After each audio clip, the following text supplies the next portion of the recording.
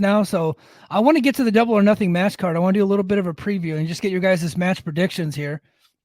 Double or Nothing. Let's go. First match: Roderick Strong versus Will Ospreay for the International Championship. Do we put the title on Will Ospreay here? Is that the move? I think it probably will be, but the thing is that they can go a couple different ways. If they want to have the blow up between them somehow, they can have it delay Will that way. But I think you probably should maybe give him a title, especially if you're going to have him not go to Wembley this year as world champion or challenger. JD, what you got? Sure, give him a title. Everyone has a title in this company. Why not? Timeless Toni Storm versus Serena Deeb, Women's World Championship. Serena Deeb ain't got a hope in hell, does she? No. Okay, yeah, all in on Timeless Toni. This one's interesting, and I think look, we can say whatever we want about Malachi Black, and the fact that he doesn't like to get pinned and all that stuff, and he's been a bit boring in his run with AEW. But when the guy wants to, he can still have a pretty decent match. And him versus Adam Copeland, TNT Championship. It's a barbed wire steel cage. Am I reading that correctly? Barbed wire steel cage. Yeah, I think that should probably be one of the better matches of the night. JD, you go first. Who you got? Copeland. Same. John. Yeah, same. And I think it will be a good match. I think they're both going to be motivated, and Copeland's doing a lot of great work. Mm-hmm. So I think it'll be good. Probably the best in-ring run of his career. And the guy's like 50. Yeah, it's impressive. Yeah. Next, we got the Jon Moxley versus Takeshita in an IWGP World Heavyweight Championship Eliminator match. Which I don't think has there ever been anybody that was in an Eliminator match that was not a champion that has actually won an Eliminator match? Have we actually had that? I don't think so. So someone will correct this, but I don't think I ever remember anybody winning an Eliminator match and then getting in a title shot. Yeah, I don't recall it. I'd have to go back into my. I keep a spreadsheet. I have to go look. I don't remember. All right, so like that happening. Any chance the DDT guy beats the IWGP World Heavyweight Champion in this match? I don't see it happen. No. Okay. All right. So now we're seeing a problem. AEW. We kind of already know what's going on here. And I'll be honest, I don't give a shit about this next match, but I'm curious to hear you guys' thoughts. Trent Beretta versus Orange Cassidy. Trent Beretta, because they're going to do something with him. That was good. Yeah. But they're going to do something with him. Yeah, I think it's going to be Beretta as well. And, they have this thing where Don keeps helping OC, so maybe this will be where Don ends up helping Trent or something like that. Who knows? We'll see where they go with it. I don't know. They're not tipping their hand on it, but I do think Trent. Yeah, we really don't know who's going to win the match, but I'll be honest, I don't care. I think Trent's going to eventually, be with Don Callis. Maybe that's where they go with Wembley for Will, Trent Beretta. God, I hope not. Chris Jericho versus Hook versus Katsuyori Shibata. How did two guys win a three-way match? Well, dude, that kind of hurt me in the soul. But anyway, I'm completely taken out of this whole storyline. I think this is a big waste of Shibata, but I am very clearly biased towards Shibata. I think he should be challenging Jon Moxley for the IWGP World Heavyweight Championship as opposed to wasting his time with this FTW learning tree horse shit. So, but clearly Chris Jericho is going to retain, right? Yeah. Yeah. Shibata's there to lose. Again, I think this one's easy to predict. Willow Nightingale versus Mercedes Moné TBS title. Yeah, we talked. Yeah, Mercedes. We talked about that one. Yeah, Moné. They have to. Yeah. Maybe they'll use something out of this to really go strong heel for her. Mercedes. I imagine that happens. I think that's where she's going with it. In the fans, I don't know if that was their original intent with her. The fans probably nudged it along. Yeah. I think they're making the right call, making her a heel. She's a better heel. The AEW fans, don't really want her, don't really want to cheer her, don't want really much to do with her at all. But if she can be an effective heel, I think that's where the money is at for Mercedes Moné.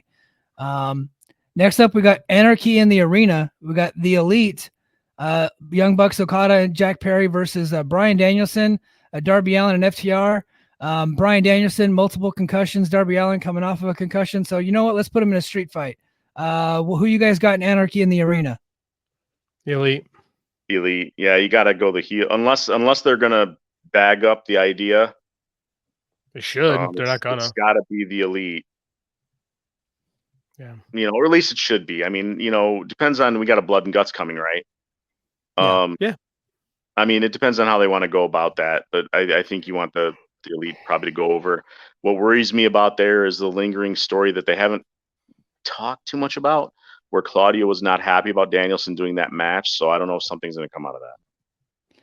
Maybe Claudio, who has kind of been off and on heel anyway, maybe he just goes full blown heel and they can set up a Danielson Claudio feud down the road. Sure. Yeah. Go watch that. Yeah. Anything with Claudio or Danielson to me is like, yes, I'll take it, please, thank you. Yes. Yes. And we know that Danielson keeps threatening to retire here pretty soon, or at least retire from full-time active duty. Well, you could actually, I don't think they call it active duty. That's my military talking, but full-time active wrestler. And maybe he's just like, you know what? I really want to have a match with Claudio, so let's set that one up next. That's probably what's happening with that. Probably. Yeah. And I'm fine with that again, especially if, where's the BCC going at this point, right? It's probably, where's Yuta? He must be like really hurt. He's really hurt. I think Dave reported that a while back. Yeah, I heard he was really hurt, but I don't remember Dave saying what exactly it was. Yeah, I don't know. They probably just didn't release the medical info, but yeah, it seems like he's pretty hurt. So, maybe you're wrapping up the BCC. You're trying to find a way to do that. Mox is off with IWGP for now, at least for a while, a little while longer, and maybe that's where the plan is. And I'm okay with that because that's going to be a great match. Yeah. Hopefully the story is right. Yeah. And then we got the main event. As much as I like Christian Cage, he's probably one of the weaker title challengers for a pay-per-view in a long, long time. And that's not saying anything about his ability or how much I love the guy, but like you knew the result of the match the moment it was booked. And in fact, it probably shouldn't have even been booked. You know what it reminds me of, and this is going to be blasphemous, but I'm just going to say it anyway. When Christian Cage won the Impact title from Kenny Omega, his first challenger in Impact was fucking Brian Myers. And it's like, why are you doing that? It's like, okay, they're going to have a good match, but everybody knows that Brian Myers ain't going to do nothing. Now, Christian Cage obviously is 17,000 levels above Brian Myers, but he's coming off of a loss in his last feud, and you just kind of thrust him into the spotlight, and you created a weak challenger for a pay-per-view in a market that you're having trouble drawing anyway. But this is where we're at. What do you guys think of the main event? It's going to be a good match, but I'm like super disinterested in it, to be honest with you. Yeah, Swerve's going to win, but Christian's great, so it'll be good for what it is. Hopefully it does what they want it to do, which is really kind of push Swerve higher and higher. Because that's what we kind of need. We need somebody to start catching on and getting traction and meaning something in numbers. John, lastly, before I let you go, King and Queen of the Ring coming up this weekend. Cody Rhodes versus Logan Paul. Logan Paul's the United States champion. Who you got and where do you see this thing going? Oh, well, it'll be Cody, right? So Cody, and I know we've had some texts about this one. They've made a couple of small comments. I think their plan with Cody could be that he's going to chase the Grand Slam. So in other words, Cody ends one chase, but now he finds the next chase. Yeah. So then they don't have to answer, what the challenger necessarily is going to be. It's that Cody's on this next chase. I want to be the Grand Slam champ. Maybe I'm wrong, but they did that thing where he referenced the Grand Slam. Then Logan Paul took the title, the U.S. title, off of the match. So that's not in defense. So I think they could be going that way. Give Cody a chase. I see it. Yeah. Becky Lynch versus Liv Morgan, Women's World Championship. I honestly didn't know that Liv Morgan was still a thing, but she's still out there kicking, huh? Surprise. Well, she's on a revenge tour right here. Don't say anything bad about Liv or you'll make her fans really mad at you. I already did it with the AW fans this week. I don't need the Liv Morgan fans smoke. Well, if that's going to piss them off and drive traffic, Liv Morgan's getting thumbnailed this week. You can bet on that. Who do we think is going to win between Lynch and Liv Morgan? Well, I think the timing on that depends on Rhea, right? When's Rhea Ripley going to be back? Because that's where Liv's eventual destination is. Because that Dom's going to end up with Liv. So So pretty that's sure. where they're going. Like Dom like turns on Rhea because Rhea's like full blown babyface at this point, right? She's pretty much there. Yeah. I don't know if they'll have Dom turn on Rhea or if they'll have Dom help Liv beat Becky at some point, or they'll, it depends on, you can go a lot of different ways with that kind of a story, right? Either Dom turns on Rhea or you have Dom go early and Rhea comes back with Dom finding a new mommy, right? Because that'll be the gimmick. You can go a lot of different ways with that. And if you wanted to get the belt off of Becky to put it on Liv, so Rhea comes back to get the belt, she's got to go through Liv to get it. You can go a lot of different ways. But at the end of the day, I think Liv and Dom are going to be together on the story. Intercontinental Championship, Sami Zayn versus Chad Gable versus Bronson Reed. Who we got in this one, John? I think Sami. I don't know why you do a change yet. Not that they can't go to Gable. I honestly hate three ways where you sit there and look at, okay, well, the champ can lose without losing. I don't like that stuff. Yeah, I hate it too. I don't see Sami Zayn losing in Saudi. He's very popular there. But I think eventually they got to put the title over on Chad Gable because that's where the heat's at, right? Yeah, he's got to be champ at some point, and he's doing some good work. And you go back before Triple H got there, and when Vince was running things, Gable would have never gotten where he is now. Yeah. So King of the Ring finals, Gunther versus the winner of Randy Orton Tama Tonga. I mean, you can kind of see where this is headed. Who do you think wins King of the Ring? I would think Gunther at this point. When they decided to go with Gunther beating Jay, and that was a pretty good match for what it was. And I like Gunther. But I think that'll end up being probably Gunther's role, as he'll be the king. And then Queen of the Ring, Lyra Valkyria. I don't know who the hell that person is, but Lyra Valkyria versus either Nia Jax or Bianca Belair. Who wins Queen of the Ring? Well, they did the JD. If you want to jump in, go ahead. But I know you don't really watch a lot of. Good. He has no opinion on this. All right. I'm done. I watch everything almost if I can. Anyway, Lyra, they're giving Lyra a good push. Okay, they're really trying to associate her with Becky, so they're trying to position her right, and she's making a run through this tournament. So they're trying to put her in the right space. I think Nia's going to win. They established a knee injury going on with Bianca, so I think they're going to use that for Nia to get the win. Then Nia's going to go in against the heavy underdog, and if they do it right with Lyra putting up a good fight. And I hate that I'm booking this with Nia because while she's better than she was before, it's still Nia. I think Nia has to go over because then it positions her to go challenge Bayley. I totally agree. The winners of each, the Queen of the Ring and the King of the Ring, and they get title shots at SummerSlam now. Oh yeah, there you go. So you can be going that direction. Hey, thankful it wasn't Jay, because then we get either Yeet King or King Yeet. If he had done this, God, yeah, I'm telling you, they would have done it. When I saw them put him in there, I thought, oh no, we're gonna get the Yeet King, but they didn't do it. Well, I'm glad that they're not doing that. John, this has been a real pleasure. I'm really thankful that you were able to come on and talk some booking with us. Chat, I didn't get to you guys. I'll get to you guys in a couple minutes. But I want to go ahead and let John go. John, thank you so much for being here. Thanks, buddy. Thank you for mentoring me and JD on the art of booking wrestling. We love talking to you. And I'm sure we'll be in the chat later. Yeah, for sure. And thank you again for having me. I really appreciate it, and I had a great time.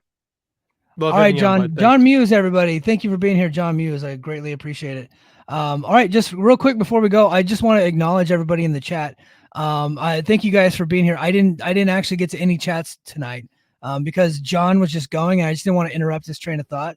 So Kurt Kaysen says, hold on. He says, Mike is doing his pre-podcasting jelking routine. Do you know who Kurt Kaysen is, JD? I don't know. It's Brady. Brady, HP Joker. He has several different aliases on YouTube because he keeps getting kicked out of like YouTube channels. So he creates a new one. So Kurt Kaysen is his latest alias. So he said, I'm gonna be a big boy one of these days. Keeps telling his wife, well, can't read that on the air. But David Allen said the legend is here, 3 of them. And then he says, John Muse is booking this. I remember his writing as a teen. Well, there you go, John. Damn, I wish John was still on. Well, I'm sure he's still listening. So he would like that. But David Allen actually remembers John's writing from whenever he was a teen. And then Jonathan Messenger, Patreon subscriber, thank you for being here, says, what is the John Muse energy drink of choice? I'm sorry, if I would have seen this earlier, I would have gotten Muse's answer for you. He seems like he might be a Rockstar Energy guy. I don't know. We'll see. And Muse's book for Jericho storyline, I remember that, so this should be interesting. Yeah, it definitely was a fun podcast. And then IO Productions was in the house, and he let us know that the winners get a title shot at SummerSlam. And that I guess Lyra Valkyria, she's a real person. She's a Irish talent from NXT UK. So there you go. I have been out on WWE TV, but I did watch WrestleMania and Backlash, and I enjoyed both. So I don't know that I'm going to check out King of the Ring. I'll see if I get time. But Double or Nothing weekend, man, I'm looking forward to that. You watch it on Sunday? Yeah, I'll watch it Sunday. Yeah. I'm definitely going to be checking it out. I got a 4-day weekend, Memorial Day weekend, my favorite weekend of the year because I don't have to work. Yeah. It's going to be awesome. Hey, guys, thank you so much for being here. I greatly appreciate it. If you're listening to us on Apple Podcasts, Spotify, or wherever you get your podcasts, just a reminder, if you had to listen to a bunch of ads during this show, you could have had that ad free by going to patreon.com/The Mike and JD Show. And if you're a YouTube subscriber, thank you so much for being here. Please hit the like button. Make sure you're a subscriber and lay down a comment. And tomorrow night, right here on YouTube, I am going to be releasing, it'll be a live stream. I'm releasing my MLW Fury Road recap show. I do it just like I do Brace for Impact. I recorded it on Sunday night. So Patreon subscribers have had access to it since Sunday. Got a lot of good feedback on the show. MLW fans are out there and they don't get a ton of content. So I've been covering some of their stuff lately because I have access to it now. So go ahead and be sure to check that out right here tomorrow night. And if you would be so inclined to check out our X-Men 97 retrospective that I released last night on we did a live stream last night. Didn't really give everybody a bunch of a head's notice. I kind of just did it because I'm playing with the StreamYard software. It worked out pretty good. So please go ahead and check that out. Give us the big thumbs up on that. I would greatly appreciate it. All right, everybody. That's going to do it for us this week. And until next week, mahalo. This podcast is a member of the Voices of Wrestling Podcasting Network. Visit voicesofwrestling.com to hear the rest of our great podcasts, as well as show reviews, columns, opinions, and updates across the world of wrestling. Competition starting to get thick, it's the click, so I hope you work your A game. A made no rain from the track when we unite and spit. This isn't A